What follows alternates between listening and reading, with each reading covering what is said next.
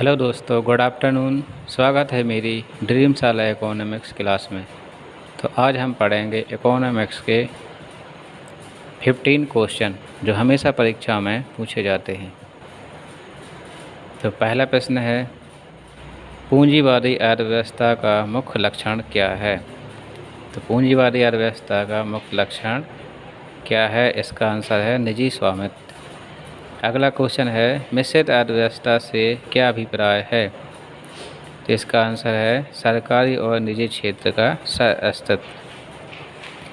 अगला क्वेश्चन है, भारत में राष्ट्रीय आय की गणना किसके द्वारा की जाती है? इसका आंसर है केंद्रीय सांख्यिकी संगठन CSO, सेंट्रल स्टैटिस्टिकल ऑफिस। अगला प्रश्न है, निम्नलिखित में से कौन सा भारतीय अर्थव्यवस्था का प्रमुख लक्षण है? तो इसका आंसर है मिश्रित अर्थव्यवस्था। अगला प्रश्न है, मैक्रो इकोनॉमिक्स शब्द का प्रयोग किसने किया? तो मैक्रो इकोनॉमिक्स का शब्द का प्रयोग जॉन मैनार्ड कीन्स ने किया। अगला प्रश्न है, जनसंख्या का सिद्धांत निम्न में से किसने दिया? तो माल्थस ने दिया जनसंख्या का सिद्धांत। अगला प्रश्न है, निम्नलिखित में से कौन सा एक प्रत्यक्ष कर है? तो इनकम टैक्स एक प्रत्यक्ष कर होता है। अगला प्रश्न है, अर्थशास्त्र का पिता किसे कहा जाता है?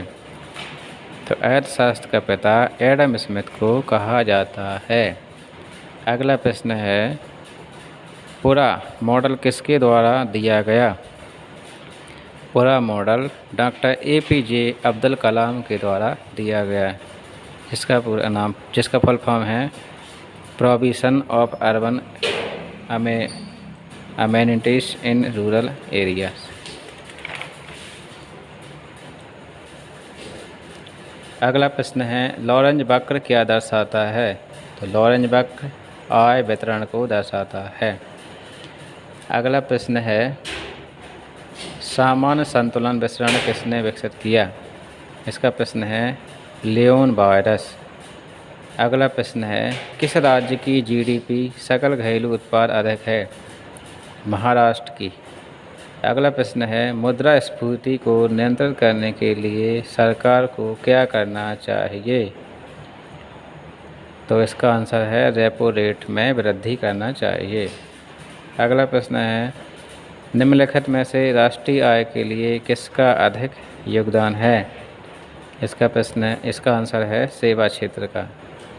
अगला प्रश्न है, भारत में बैंकों का राष्ट्रीयकरण पहली बार कब किया गया? इसका आंसर है 1969। अगला प्रश्न है, भारत में सर्वप्रथम किस